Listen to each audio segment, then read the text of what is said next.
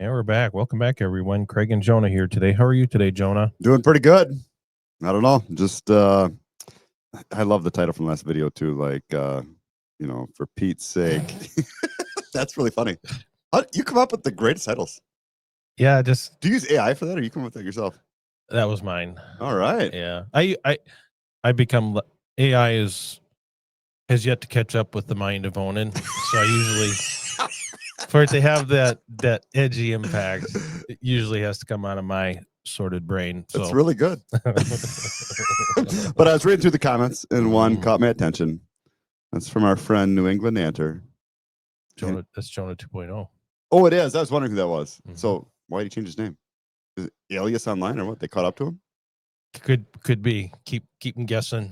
That's funny. Sorry I didn't know that. Sorry if I just outed you, but he regularly is in our chats on live streams and stuff like that, and so. So you know. What does anter mean? Do you know?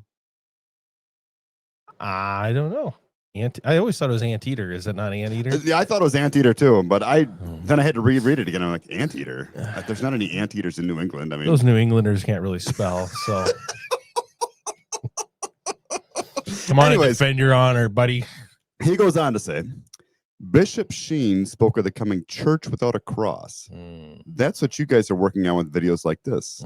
Mercy flows. You sound like Christopher West right there. Bless. Pay attention to your pain. It's telling you something. Yeah, sorry. He goes on to say, mercy flows from the wounds of Christ. Mercy is not simple acceptance of sin. Our sins are washed away by his blood, not made acceptable by some sort of shoulder shrug. Get your shit together, pals. I'm not sure if there's a typo, if he's going gangster there with yo. But anyways, I was thinking about that. And I don't think we're really talking about the church without a cross. I think it's one thing. It's more like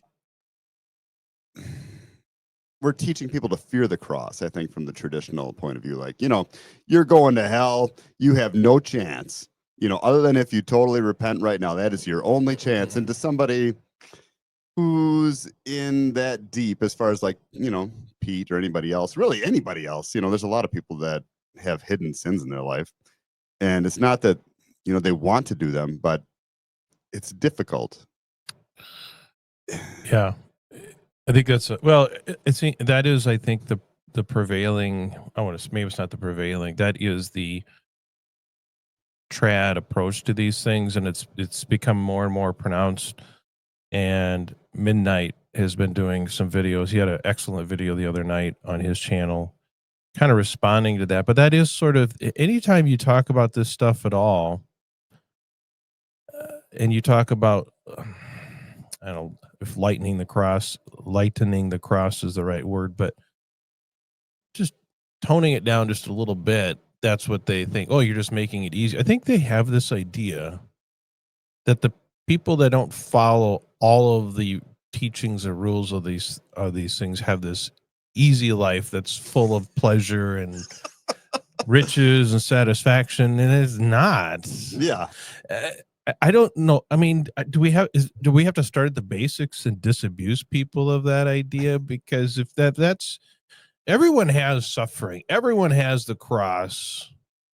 Any Christian, any Catholic who's raising a family and doing anything, living with someone of the opposite sex has a cross.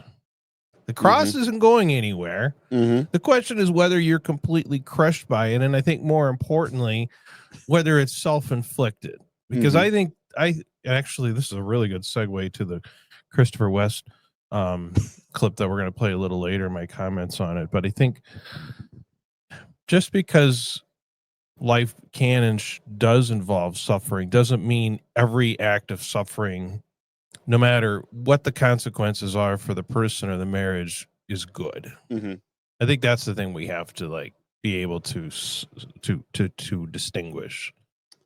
And when Jesus was on earth the first time, he kind of hung out with the outcasts in general. So would he be more likely to hang out with the Taylor Marshalls of the world today, or somebody else? Well, he had an axe to grind with the Pharisees, and you tell me who looks more like the Pharisees. I don't know. That's not for me to judge, but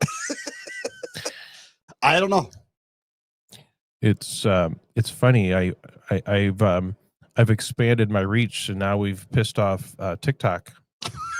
Yeah, Wow. yeah. We checked. I thought that was a more liberal platform. No, it's funny. We've been checking off the boxes. Twitter, YouTube, Facebook. We don't get too much activity on. Although we got an attaboy the other day from someone that was nice. But then most recently, I drew the ire of Blue Sky. So we talked about that a couple. Heard about that, yeah. TikTok, when I first started publishing on TikTok, so when we make a video, I run them through a program that chops them up into shorts, and that's actually how our channel has grown. Is you make shorts, and it shows up in people's YouTube feed, and but TikTok got no traffic because I don't think there's a lot of middle-aged Catholics on TikTok. There used to be, and all of a sudden, I swear, in the last 6 months, they're all there.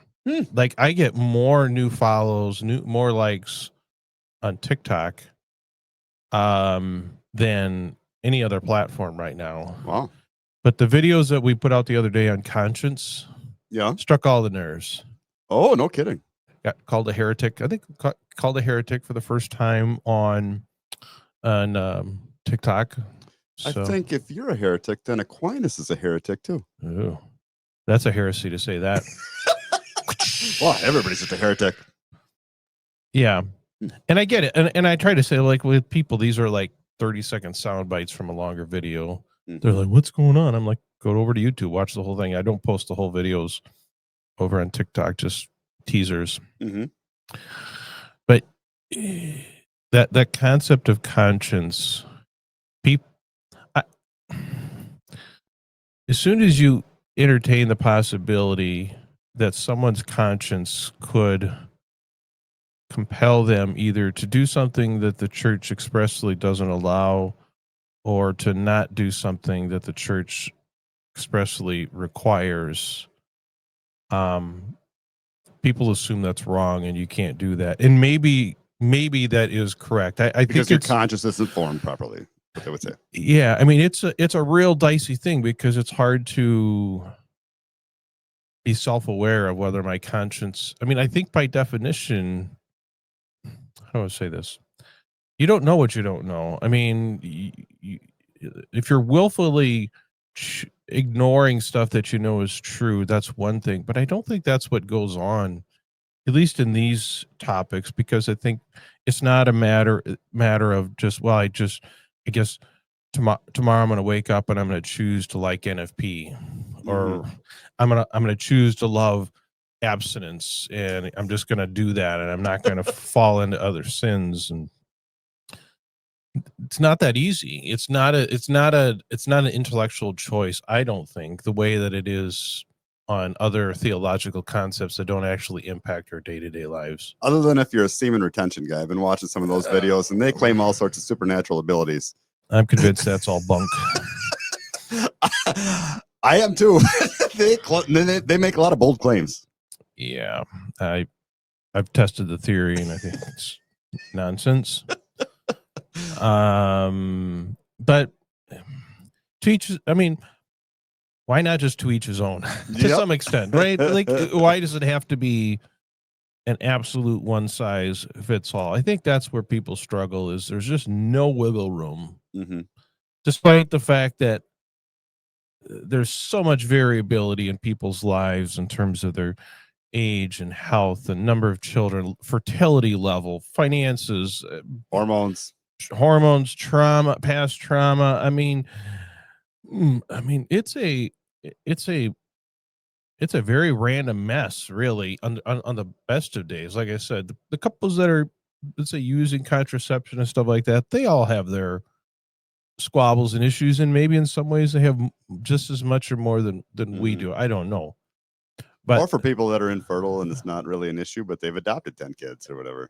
Yeah. I mean, they still have issues with this stuff. I will say, and this is not a slight on people, but for example, and I believe this is true. If we're wrong, I apologize. But it came out that I think Matt Fradd and his wife had had a history. Not mad, but his wife had a hysterectomy a number of years ago. I mean, maybe they did it on him too. I don't know, but there's a MASH reference in there for the really old listeners in the show. But a couple that Pilot got that. Oh, sorry. yeah. Joe Pilot. Yeah. Tell me if you understand that reference. So, I suspect that for someone that has not been in the trenches of NFP warfare for a while, it's really easy to forget what it's actually like. It's true. To the point where I sometimes forget what it's like when we're in that brief go window, because I could tell you I'm right in the trenches of the abstinence now, and it's just as terrible as it ever was. Yeah. And it's not just that it's a cross you carry, because it affects so much. Affects your mood, affects your relationship with your spouse, with your children, your mental clarity. It's like It affects work, every aspect of your life. Work, everything. Like there's no comparison, in my opinion, to how high functioning and productive men are, at least during that post intimacy hours or days, or however long it lasts for you. Yeah. And so it's I think people that, by and large, those that are kind of dismissive of the difficulties, if you will, of following these rules to the T, tend to be people that don't use NFP, or tend to be women that use NFP. And I think the experience is remarkably different between men and women using NFP. For sure. So, yeah. Okay. All right. Anything else? Nope. Let's play our old buddy Christopher West. I think you'll find this is very applicable to the conversation in hand. So bear with me.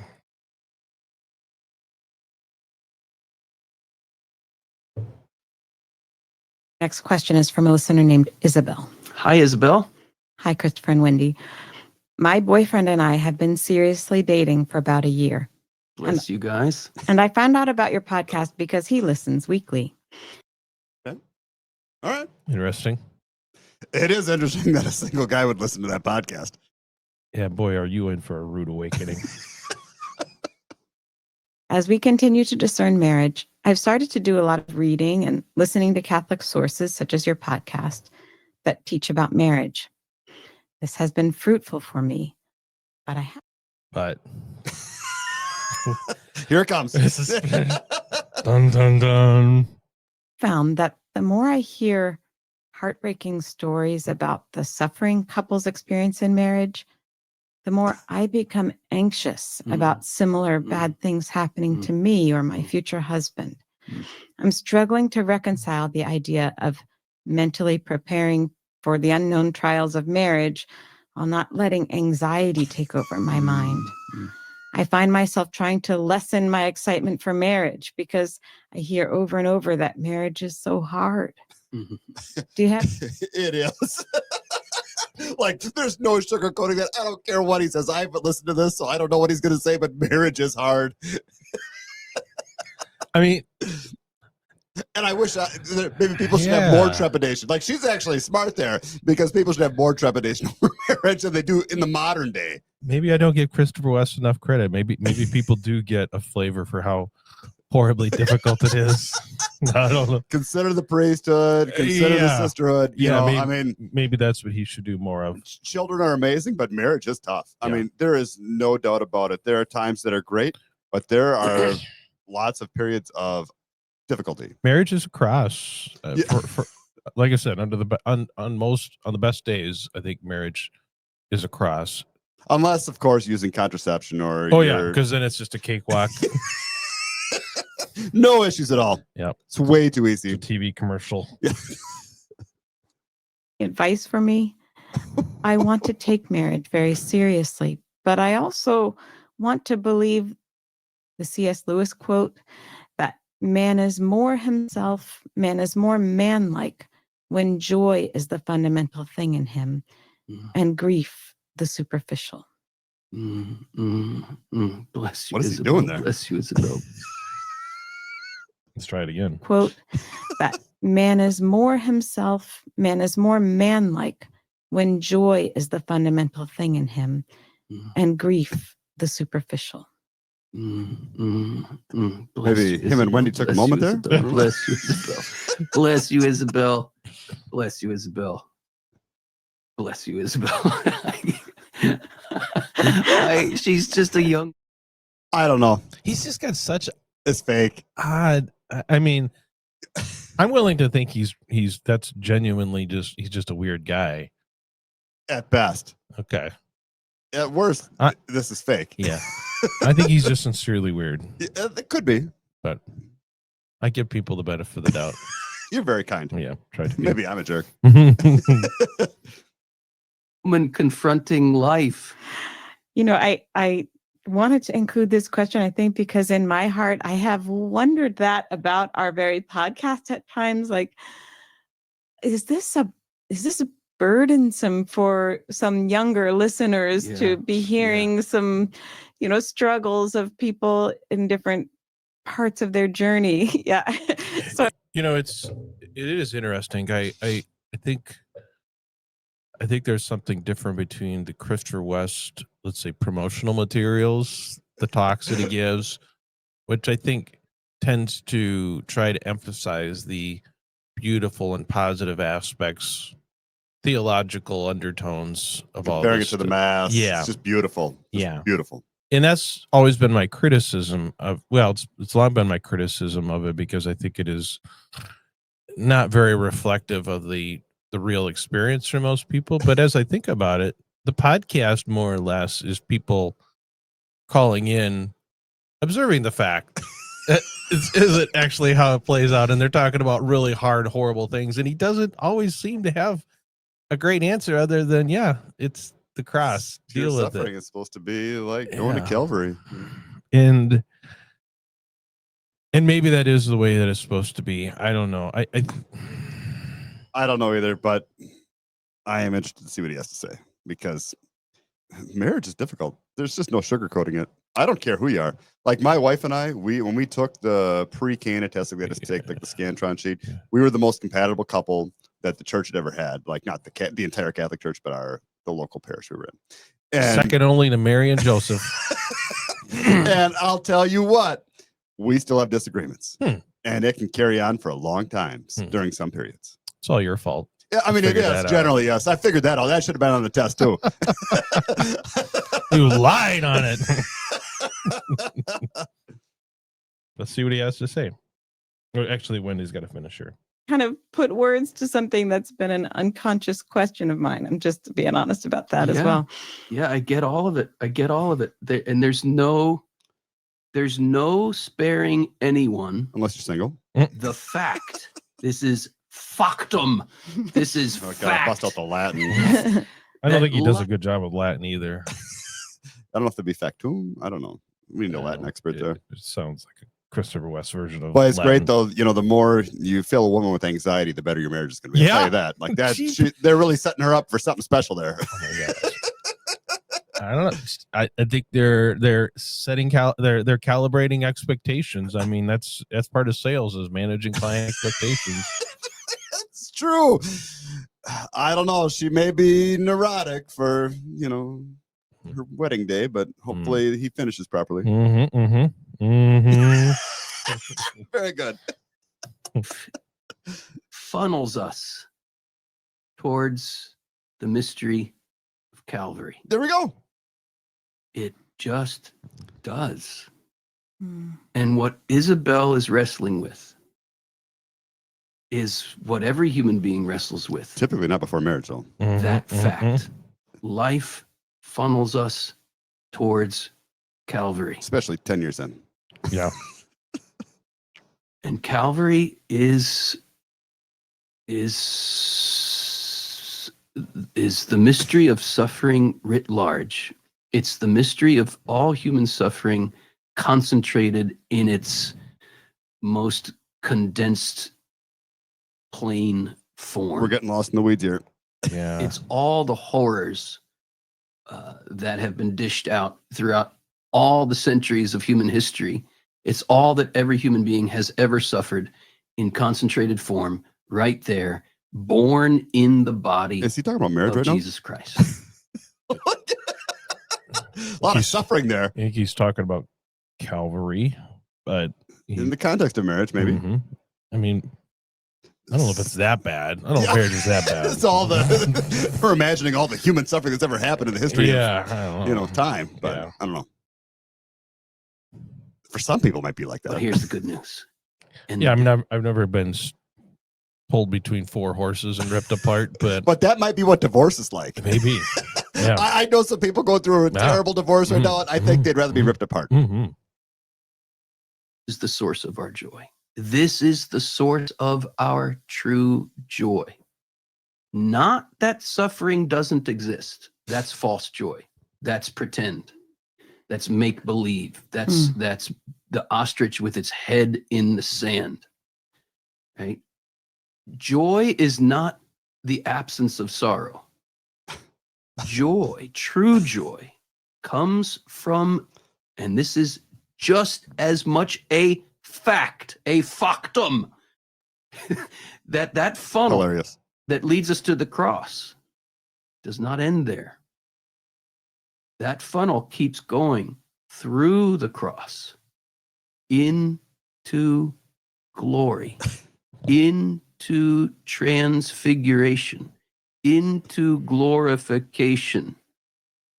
And the very thing that gets glorified is our suffering. Where does he come up with this stuff? Like, how can he talk about nothing for that long? Like, the answer is marriage is really hard, but it's great to have a person there that you can grow with and produce a family. And there's a lot of love that comes from that. And it's a tremendous experience having kids and having a family, but it's going to be difficult. And you're going to fall many times, probably in a variety of ways, not only, with your attitude towards people, but also in, the intimacy realm. There's a lot of ways to fall, but it's a struggle, but it's there for your purification overall. Twice in the last week, I've been startled awake in the middle of the night by children having issues. The one last night is our 4-year-old daughter started screaming. Okay. And I went in there, tried to calm her down, and I thought maybe she was having a bad dream, but once I could get her to talk coherently, she said she needed a Band-Aid. And Okay. Middle of the night, need a Band-Aid. She's one of these that likes to have Band-Aids on every boo-boo. Yeah, we've got kids like that too. I'm like, okay. So we went downstairs, and What time was it at? this one was before midnight, so Okay. but and I went down, and she already had a Band-Aid on it. I was like, what? So I just put another one on it. She kept crying. Here, she had put the first one on herself, and it gotten it too tight, and it was cutting the circulation off. And so I said, go in. And so she went into our room, and my wife figured it out and took it off.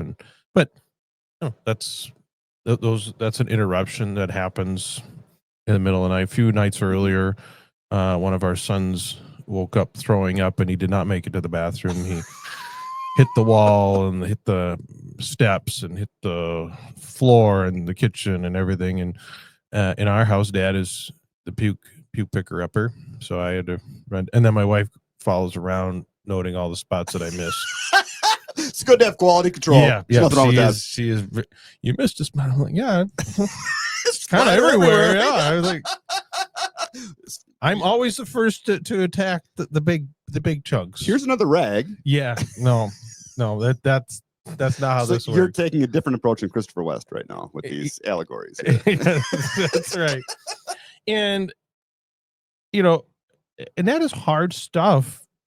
I mean, I don't think too much about it, but it's not something that a single person probably deals with, or people that don't have young children may have forgotten what that's like. But that's just one of the I don't know, small crosses in life that you endure. And honestly, that's a lot easier. Those things are a lot easier than dealing with the other issues in marriage. Like Yeah. that's actually not even the worst part. And so marriage, I mean, marriage and parenting is a death to self. And maybe it's not always suffering in the most acute form, but it is a death to self and Nearly every day.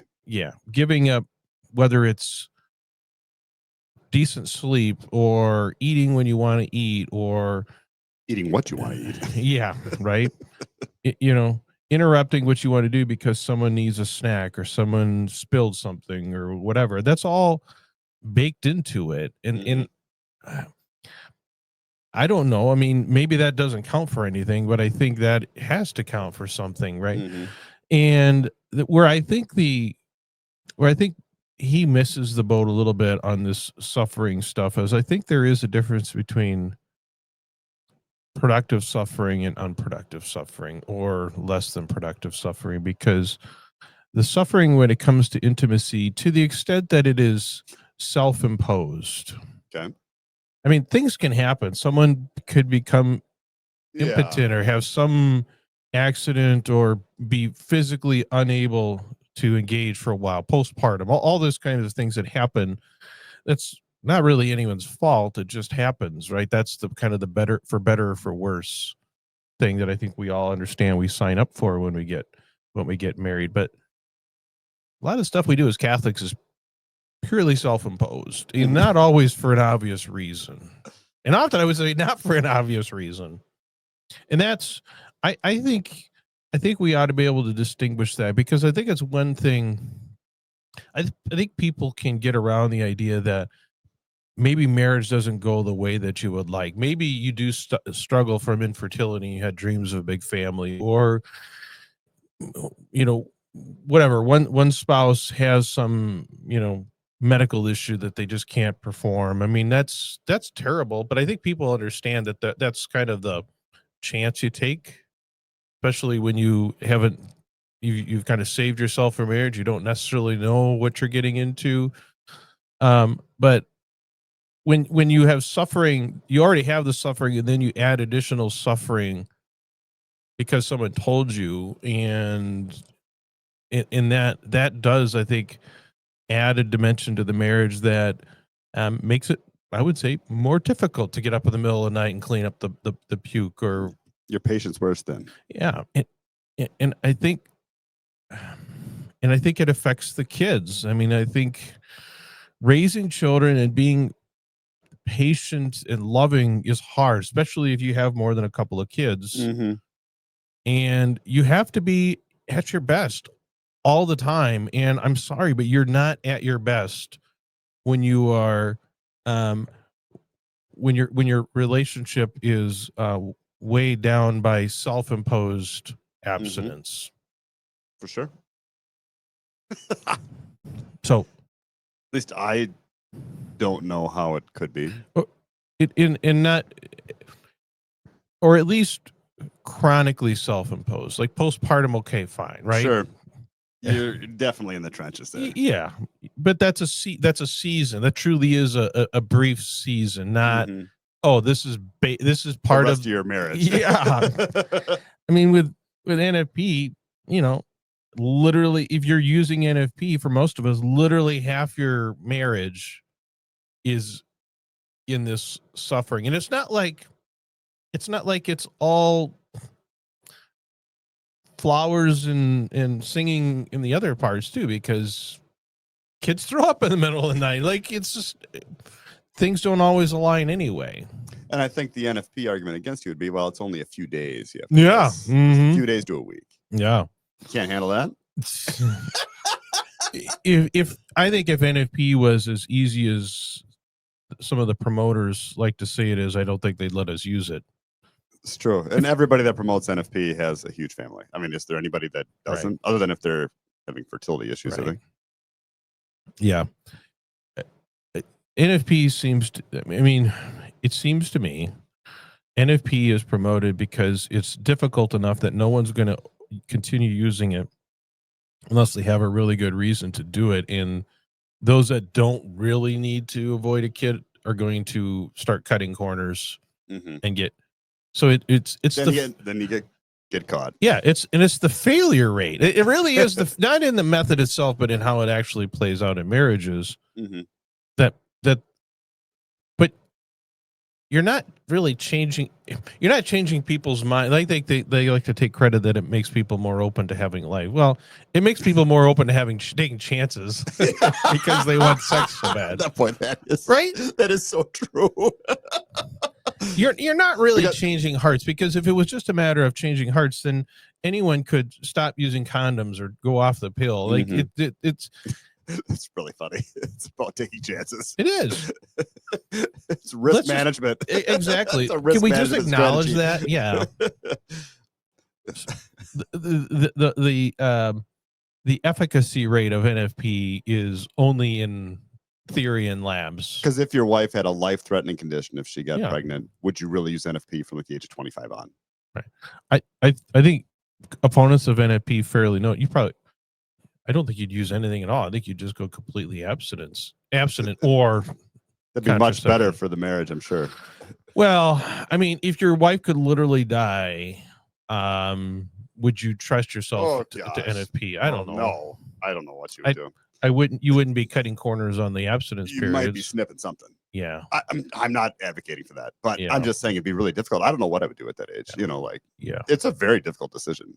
Yeah. Like as a man, I don't know how you. Yeah. It'd be difficult to deal with. I don't know. So, I mean, I think in some ways, I think Christopher West's argument, I think in some ways is a more compelling or at least rational defense of NFP and the church's teachings on this stuff than any of this teleology based. It's the proper end of the sexual faculties. And I mean, I'm not saying it's a good argument, but I think it's a more accurate argument that, yeah, we're just supposed to suffer. Yeah. Okay, great. If that's the goal, NFP is You're it is there for you. It You is- are so there. Yeah. You don't have to worry about having enough suffering in your life. Here you go. Peep it on. Yeah, unless you truly are infertile. Just keep feeding me. Yeah. Yep. NFP always delivers. It's true. So And this segment has, proven that Christopher West is making women neurotic for a long time, even women before marriage. how about that, huh? Yeah, he's got quite a track record. That's right. Okay. How long has he been doing this? I think since the late 1990s. Oh man, that's a long time. That's a generation of women. Yeah. I mean, I was always under the impression that he creates neuroticism in people when they go into marriage thinking that sex is somehow this mystical theological Mhm. experience, That and then transcends life. yeah, and then when it's not, they feel guilty because they're not coming to the marriage Oh. bed with the proper. They're coming in, Anticipation. yeah, or they're just there because it feels good and they enjoy it, and somehow that's not good enough. Naughty. Yeah, right. I mean, I know that there are people that have those kinds of struggles, which that I think is really damaging. Like we should, Yeah. I mean, sex is a gift. Yeah. Within marriage, for sure. it is wonderful, but I don't think it's because it's the reenactment of the mass. It's just I'm sorry, but that is so funny. Like Yeah. the fact that he goes through that Yeah. analogy is like, oh my goodness. yeah. So I think that type of approach tends to set people up for failure, and Like the first time he thought of that, I thought, I bet you ran it past Wendy, and I wonder what she thought. I mean, if you would come out with something like that to me, I'd be like, I don't know, man. don't use your real name, buddy. Don't tell anybody that. Yeah. But You he might want to goes- keep that between you and your priest. Bring it up in confession. I don't But know. hear me out, Wendy. They will give me an honorary degree, and they will pay me to give talks about this stuff. Oh, there's money. I'm Yeah, just kidding. I'm sorry, I- that's terrible. Oh gosh, I'm sorry. So I'm sure Christopher. I have no doubt that Christopher West is a really genuinely sincerely loving and charitable guy. Sure. And I think Winnie sounds yeah. like a wonderful woman. hmm But His online persona, I'm not sure. yeah, The jury's out. yeah. So, No, I'm sure he's a nice But- guy. I would say. but you know, I actually am a little refreshed by the fact that there are people that listen to enough and realize that marriage is actually going to be really horrible. They're not even married yet. Yeah. That's so funny. Yeah, I didn't realize marriage was going to be that tough until I was a few years in. yeah. Our goal is to make it sound so horrible that when people do get married, they're like, maybe it isn't as bad as they thought. I don't know Pleasantly about surprised. that. I don't know about that. Everybody goes through this stuff. Yeah. Should we see what else he has to say? Yeah, let's see. So he says the very thing that gets glorified is our suffering, which All right. Maybe. Hopefully I mean, that's a pretty Catholic thing. that is. It's not that we're only suffering. It's not all that gets glorified. All our humanity gets glorified. But what shines in a particular way on the other side of Good Friday, Easter Sunday, namely, what shines on Easter Sunday is the glory revealed through the transfigured wounds of Christ's resurrected body. The joy comes from not a false promise that you won't suffer.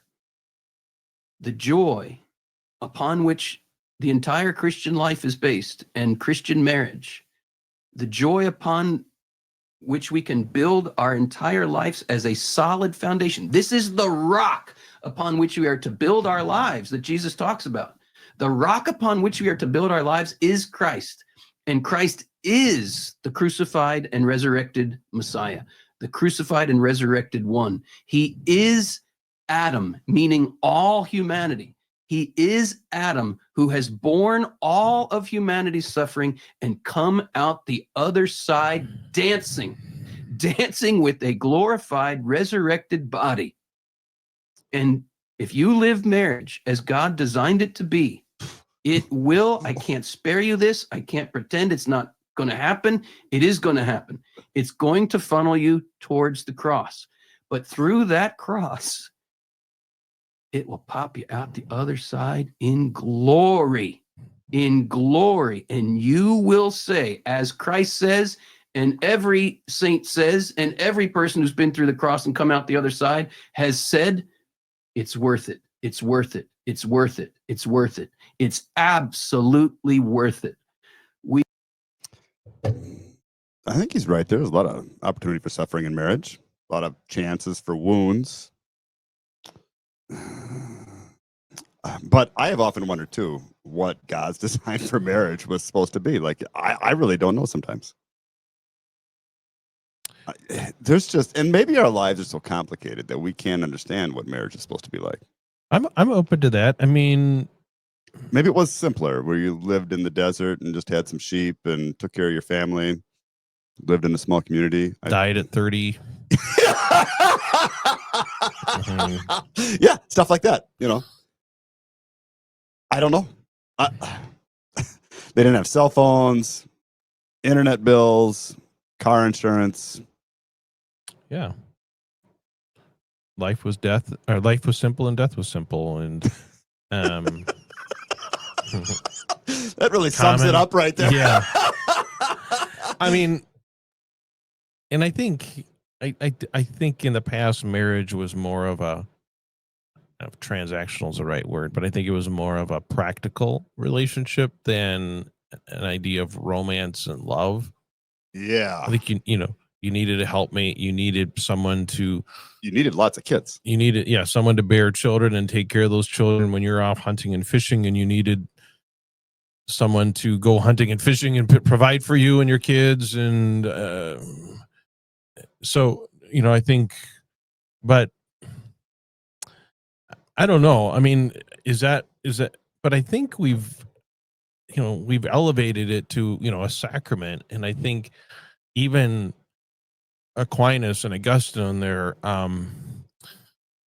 still thought of marriage as a positive design, not just a functional relationship, but God designed it with good in mind. And I don't know. I just have a difficult time reconciling or accepting that it's true that God designed marriage to be a good and positive thing for our salvation and to bring forth families and raise children in a good environment, and that it's supposed to be constant suffering. Yeah, I agree with that. And I'm not sure how to make it positive all the time. Like, by design, is that even possible? I don't know. Look at the divorce rate among non-Catholics. I mean, they all have their podcast too. They're it's not like their life is trouble free. I mean, I do, as much as I complain about some of this stuff, I still think what the church has to offer is sincerely better than what mainstream society or mainstream non-Catholic Christianity has to offer, other than possibly the Orthodox or something like that. They may be the pinnacle. Although it's funny how deeply attached traditional Catholics are to the fact that they're very, very attached to the anti-masturbation and anti-contraception aspects of the Catholic Church. And it is such a fundamental dogma of good religion that like they just can't even comprehend the possibility, let's say, of reuniting with the Orthodox, as long as someone might be morally able to use contraception in some situations. My God. Really? That's what it comes down to. I mean, it has become a religious dogma for people, and I'm not saying it shouldn't be, but maybe you kind of are. Yeah. I mean, I can envision a good, wholesome Catholic life that has, let's say, some variation there depending on the situation. Yeah. Where you work it out with a priest, or where you get advice on that. And it's not that far fetched. Yeah.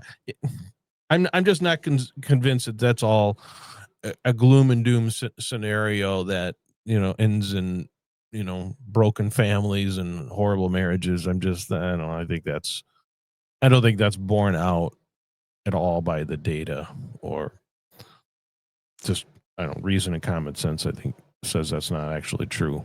And I do think the easiest path for marriage is when you put the needs of your spouse ahead of your own, but that's really difficult to do all the time. Mm-hmm.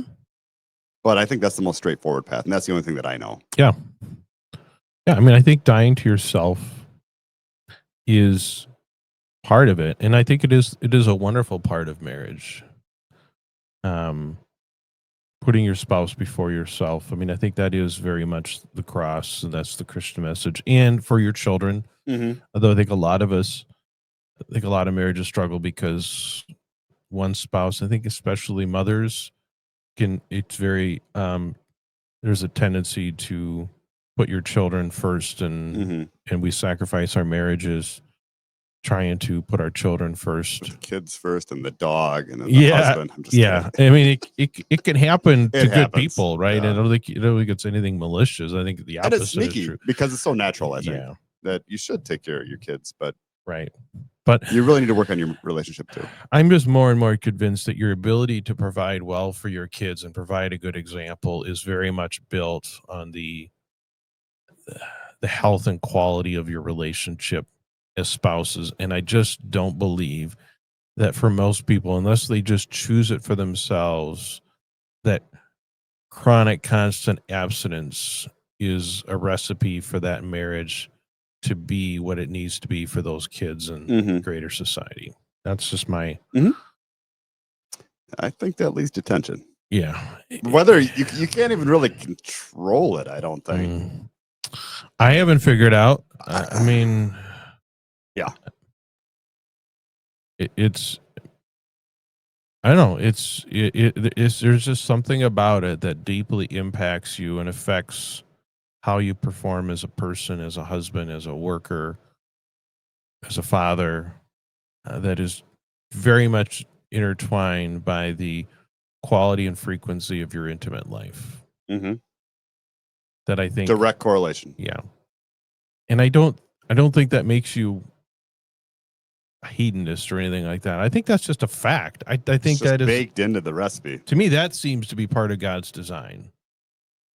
And I don't, it seems like they pick and choose what parts of all this they attribute to God's design and which parts they attribute to concupiscence or something else, right? Mm-hmm.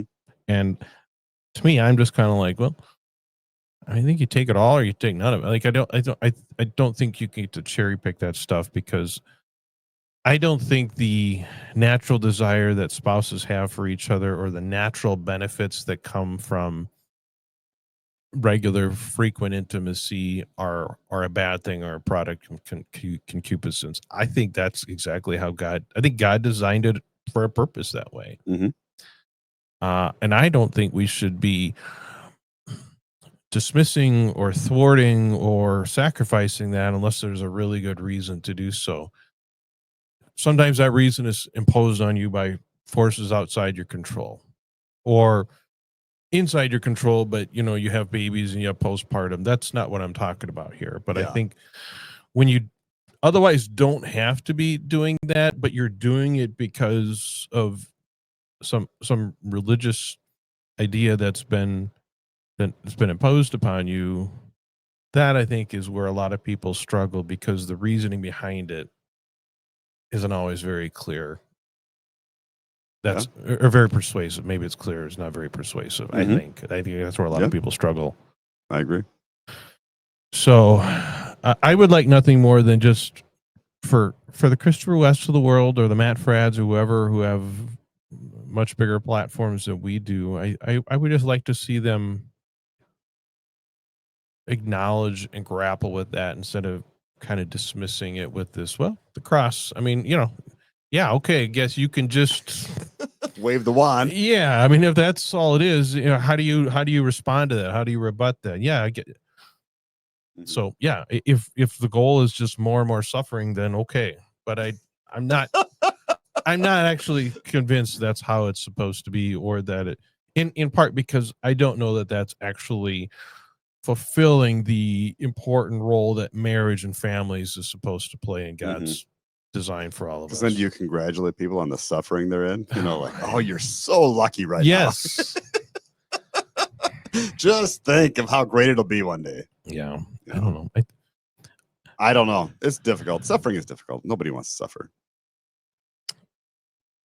Yeah. And again, it's not like you're eliminating suffering by just tweaking things a little bit. Not at all. And they'll say, well, the problem is the tweaking just opens up the floodgates and it's a slippery slope. And I get that, but I don't know. I don't know. I just don't know that it's going to be absolute moral pandemonium if they just give married couples just a little more room to play. Yeah.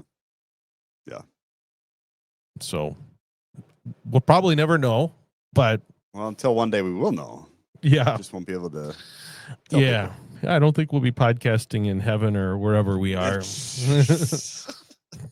Hopefully purgatory. Yeah. I don't know what to say about marriage other than it is difficult, but it's good. And kids are amazing. Yeah. So that's sums it up, I think. Yep. I mean, it is, and there are it's a loving sacrifice. It's a wonderful sacrifice having children. But I think for a lot of us, we could be even better at the job we do if we weren't constantly weighed down by these things. That's just my personal perspective. If that makes me a heretic, I guess makes me a heretic. And I think for that woman that wrote into Christopher West, I think if she starts out marriage that neurotic, they're in for a wild ride. Yeah. I mean, yeah. I'm curious what her husband or boyfriend or whatever thinks, since she's, again, I mean, she may not have any idea what he goes through. I mean, I think most, wives in general don't know what their husbands go through. Yeah. And vice versa. Both ways. It goes both ways. TikTok the other day, I got a couple negative comments from women. I'm like, like what? oh, this is where you're just supposed to die to yourself. It was the video where we were Sure. mentioning that NFP itself isn't necessarily the major problem. It's what can or can't you do during the fertile times. Mm-hmm. And she's like, well, this is where the dying to self comes in. Okay. Right. It probably is easier for you to say that than your husband. Not that wives don't find it difficult, but at the That is the time they're most attracted to Yeah. their husband, I think, for the most part. yeah, but I just think for most marriages, if you haven't had a conversation, It may be eye-opening. you may be eye opening. What maybe your experiences on? I saw a study. The hormone levels that most women have on during ovulation is still far less than the average man has every day. Right? I'd believe that. So what abstinence is like on ovulation day is at best what your husband goes through every day. Maybe not the day after, but pretty much every day. Yeah. And I think that's I think there is just a chronic misunderstanding of that or ignorance of that, Mhm. which is why you have such a disparity about how people feel about NFP and how a lot of marriages, especially our marriage for so long, struggled because I had this very different experience than my wife, and we didn't talk about it, and she was unaware, and I didn't know how to share it with her. Mm-hmm. And So- NFP was much more manageable for her. Oh yeah, yep. No problem. I'm just kidding. I mean that's I think that's not far from the truth. I think it is. The hard part has So, been getting pregnant, but the abstinence is, I think she would say, has never been the she was more challenge. concerned about getting pregnant than the Oh, yeah. abstinence Oh, period. yeah. Yeah. So. All right. Yep. I think that's how it is for most couples. Mm-hmm. Mm-hmm. So I think we're the only place that actually talks about that. It's true. Honest terms. So we'll see. Yeah. All right. Well. Okay. Well, I think we've heard enough Christopher West. He's got a few other things to say, but I think you get the flavor Yeah. for what he's talking about there. So, well, that should be enough heretic fodder for one week. So, okay. Yeah. All right. Well, thanks everyone for listening. Thank you, Jonah. Love And your wives and your husbands and trust in God's mercy. Go to confession. Yes, regularly. Till next time, everyone. Bye. Have a good one.